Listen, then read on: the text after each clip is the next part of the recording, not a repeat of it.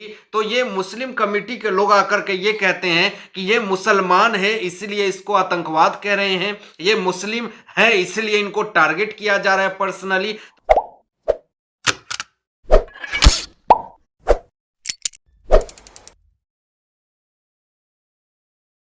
नमस्कार।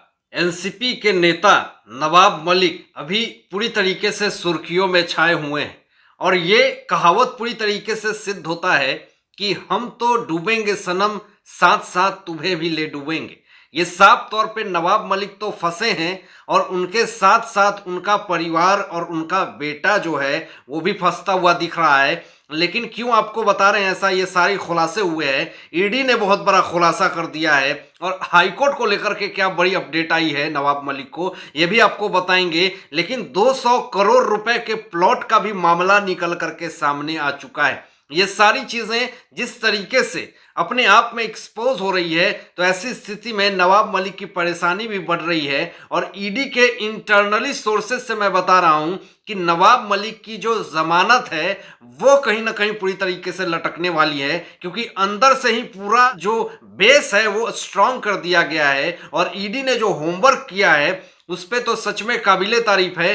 पूरी तरीके से नवाब मलिक जो हैं वो फंसते हुए दिख रहे हैं। लेकिन ऐसी स्थिति में आपको जो मैं बताने वाला हूं अभी कि नवाब मलिक के समर्थन में जो है AIMIM के नेता जो हैं उन्होंने इसको पूरी तरीके से मुस्लिम कम्युनिटी से इसको पूरी तरीके से रिलेट कर दिया है। और ये कोई फर्स्ट टाइम नहीं है। हमेशा अगर कोई मुस्लिम भी अगर गलत काम करे भी तो ये मुस्लिम कमेटी के लोग आकर के ये कहते हैं कि ये मुसलमान है इसलिए इसको आतंकवाद कह रहे हैं, ये मुस्लिम है इसलिए इनको टारगेट किया जा रहा है पर्सनली। तो यही चीजें हुई है नवाब मलिक के साथ। तो ये AIMI जो नेता है इम्तियाज जलील ने जो बात कही है वो मैं आपको बता रहा हूं। उन्होंने नवाब मलिक को सपोर्ट करते हुए कहा है कि वो आतंकवाद नहीं है, वो मुसलमान है, इसीलिए उनको पर्सनली अटैक किया जा रहा है, उनको इस तरह से टॉर्चर किया जा रहा है।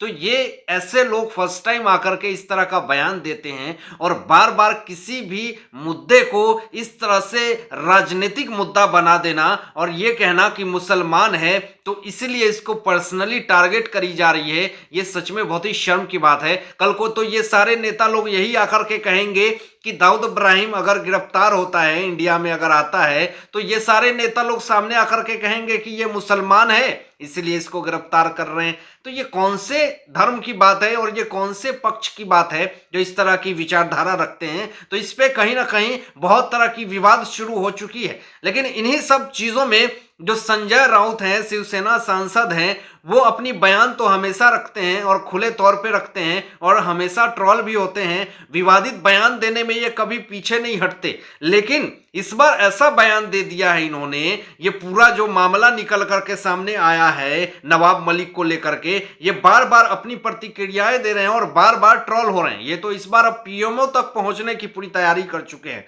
अब क्या है पूरा मामला आपको बता दें कि शिवसेना सांसद संजय राउत ने जो ट्वीट करके कहा वो आपको बताऊंगा। लेकिन उन्होंने कहा है कि एजेंसिया का, केंद्रीय एजेंसी का पूरी तरीके से दुरुपयोग किया जा रहा है और वसूली के आड़ में छिप करके कुछ ईडी के कर्मचारी जो हैं वो वसूली कर रहे हैं, ये पूरा आरोप लगाया है। और इन्होंने PMO को भी शिकायत करने के लिए अपील की है। पहले आपको ट्वीट दिखाएंगे कि उन्होंने ट्वीट में क्या कहा है। खेल तो अब शुरू हो गया है। आज मैंने इस बारे में PMO को साक्ष्य सौंपे हैं कि किस तरह सेंट्रल एजेंसियां चुनिंदा तरीके से कुछ व्यक्तियों के खिलाफ शक्तियां का दुरुपयोग कर रही है। इस बारे में साक्ष्य सौंपे हैं कि किस तरह से कुछ अधिकारी वसूली एजेंटों के जरिए जबरन वसूली करने और ब्लैकमेल करने में शामिल हैं। अधिक जानकारी शेयर करने के लिए जल्द ही प्रेस कॉन्फ्रेंस करूंगा। आने वाले समय में शिवसेना सांसद संजय राउत के लिए ही मुसीबत का कारण न बन जाए ये ट्वीट, क्योंकि PMO में ये शिकायत करने जा रहे हैं। कहीं PMO ने उल्टा ही इनके ऊपर शिकायत तो कर दिया तो फिर तो ये कहीं के नहीं रहेंगे। अब कहते हैं खिसियाल बिल्ली खंबा नोचे, और इस तरीके से अब ये करे भी तो करे क्या, क्योंकि अब इनके पार्टी के लोग ही फंस फंस रहे हैं और जिस तरीके से पूरे वसूली का कार्यक्रम चल रहा है, चाहे वो अनिल देशमुख हो, चाहे सचिन वजह हो, चाहे बड़े से बड़े लीडर हो, यशवंत यादव हो, ये सारे लोग जिस तरीके से धांधली में फंस रहे हैं, क्या ये सारे लोगों की शिकायत क्या पीएमओ में संजय राउत जी करेंगे? तो ये बहुत बड़ा सवाल खड़ा हो रहा है अभी संजय राउत जी के लिए। लेकिन एनसीपी के नेता नवाब मलिक, अब आपको मैं बता दूं कि पिछले दिनों किस तरीके से बीमारी को लेकर के ये हॉस्पिटल में एडमिट हो गए थे, तो अभी जो सबसे बड़ी और ब्रेकिंग खबर जो आई है कि फिर से नवाब मलिक को जो जेजे हॉस्पिटल है वहां से छुट्टी मिल चुकी है, ईडी अपने कस्टडी में रख चुकी है और फिर से कड़े शब्दों का प्रयोग करके उनसे पूछताछ चल रही है। अब पूछताछ में बड़े बड़े खुलासे भी हो रहे हैं, बड़े बड़े चीजें निकल करके सामने आ रही है और ये खुद कर रहे हैं और खुद अपने बुने हुए जाल में फंसते हुए जा रहे हैं। लेकिन इन्हीं सब चीजों में नवाब मलिक जो है वो बॉम्बे हाईकोर्ट पहुंचे हैं और क्यों पहुंचे हैं ये भी मैं आपको बता दूं कि बॉम्बे हाईकोर्ट में नवाब मलिक ने अर्जी लगाई है। अब मनी लॉन्ड्रिंग के तहत जो एफआईआर को खारिज करने के लिए इन्होंने याचिका भी दायर करी है और मलिक ने तत्काल रिहाई की मांग की भी याचिका की है और मलिक को 3 मार्च तक ईडी के हिरासत में भेज दिया गया है। तो इससे उनकी पूरी तरीके से बौखलाहट जो है वो साफ तौर पे दिख रही है और ये बार बार कोशिश कर रहे हैं कि मेरी किसी तरीके से जमानत हो जाए। इनको समय चाहिए क्योंकि बहुत सारे सबूत इकट्ठा करने हैं। लेकिन जो ईडी ने गिरफ्तारी की है तो अंदर का मामला आपको इस वीडियो में बताने वाला हूं कि पूरा मामला क्या है और किस तरीके से ये आने वाले समय में बहुत दिनों तक जेल की सूखी रोटियां तोड़ने वाले हैं, क्योंकि आरोप अब ऐसे ऐसे सिद्ध हो रहे हैं। महाराष्ट्र के कैबिनेट मंत्री नवाब मलिक को गिरफ्तार करने के लिए पहले ईडी ने होमवर्क किया है। ऐसे ही सो उठ करके नहीं नवाब मलिक के सुबह 5 बजे घर पहुंच गई और उनको गिरफ्तार करके लिया है। उन्होंने सालों से इस पे होमवर्क किया है और पूरा मामला है कि ईडी ने दाऊद के परिवार के लोगों को ही मलिक के खिलाफ गवाह बना लिया। ये बहुत बड़ी बात, इस चीज को नोटिस करने की जरूरत है। मतलब उनके जो दाऊद के परिवार हैं उनको ही नवाब के खिलाफ जो है वो गवाह बना करके इनको जेल में डाल दिया है। तो यहाँ पे तो नवाब मलिक जो हैं वो फंसते ही जा रहे हैं। अब इसमें हसीना पारकर के बेटे अली शाह और छोटा शकील के साले सलीम फ्रूट के बयान प्रमुख है। अब ईडी ने 1993 ब्लास्ट के दोषी सरदार शाह वली खान का भी औरंगजेब जेल में जाकर के बयान दर्ज किया है। ये बहुत बड़ा बात निकल करके सामने आ रही है और ये जो सरदार शाह वली खान है वो 1993 मुंबई बम ब्लास्ट का मास्टरमाइंड है और ये जेल में, औरंगाबाद जेल में अभी तक बंद है और ये आजीवन कारावास में है। और इसने जो बयान दे दिया है और इसके पूरे बयान से जो है वो नवाब मलिक की खटिया पूरी तरीके से खड़ी हो चुकी है। और आपको बताऊं कि ईडी ने बुधवार को कोर्ट को यह बताने की कोशिश की कि मलिक के दाऊद की बहन हसीना और उनसे जुड़े लोगों से गहरे संपर्क थे और सरदार ने स्टेटमेंट में यह दावा किया है।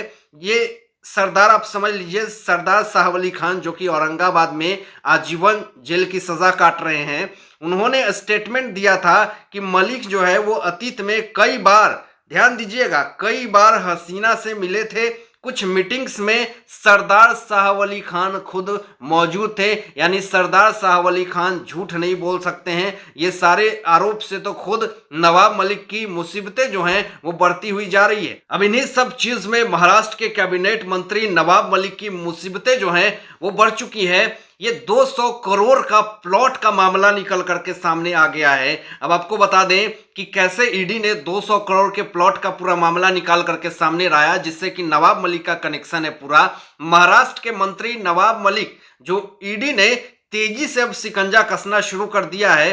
अब आपको बताऊं कि यह पता चला है ईडी को कि बांद्रा कुर्ला में उनके परिवार का एक प्लॉट है जिसकी कीमत 200 करोड़ रुपए है। अब आपको बताऊं कि सोर्सेस से मलिक के बेटे फराज की Touchwood Real Estate Private Limited में 25% की हिस्सेदारी है और यह प्लॉट उसी से संबंधित है। यानी आपको बताऊं कि अब इस सब मामले में नवाब मलिक के बेटे यानी फराज को भी ईडी ने समन किया है और फराज को ईडी ने सोमवार को ही समन किया गया था, लेकिन वो अभी तक उपस्थित नहीं हुए हैं। इससे कहीं ना कहीं फराज पे भी पूरी तरीके से शक जो है वो जा रही है।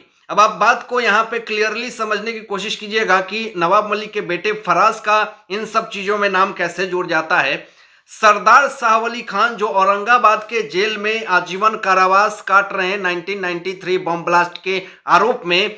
अब आपको बताऊं कि उन्होंने ही साहब अली खान ने ईडी को बताया कि सलीम पटेल दाऊद इब्राहिम की बहन हसीना पारकर का करीबी था। हसीना के निर्देश पर ही सलीम ने मुनीरा की जमीन के बारे में सभी फैसले लिए थे। ये मुनीरा कौन है? मुनीरा प्लम्बर, जो मैंने आपको बताया कि ये उस जमीन की मालकिन थी जो ये सारे जो आरोप चल रहे हैं दाऊद इब्राहिम के गुर्गों से जमीन खरीदने का आरोप जो चल रहा है नवाब मलिक को लेकर के, यही वो मालकिन थी मुनीरा प्लम्बर।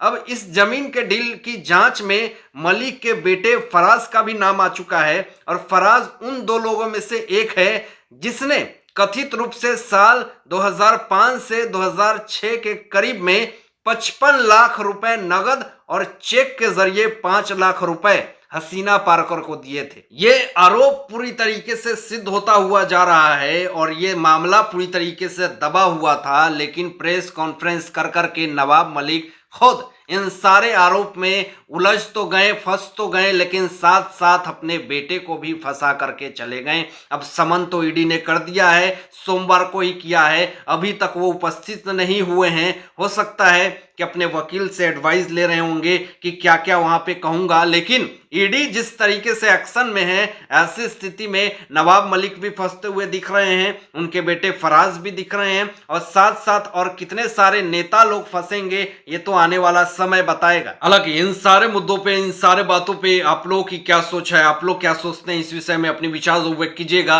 और ऐसे ही लेटेस्ट अपडेट पाने के लिए इस चैनल को सब्सक्राइब करके बेल आइकन प्रेस कर दीजिएगा और अपना ध्यान रखिएगा। सत्यमेव जयते, जय हिंद।